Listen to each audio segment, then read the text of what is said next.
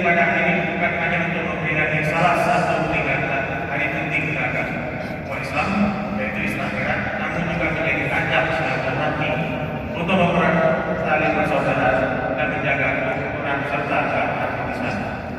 Memperingati hari Islam Herat mengikuti para umat-umatnya. Semoga sahabat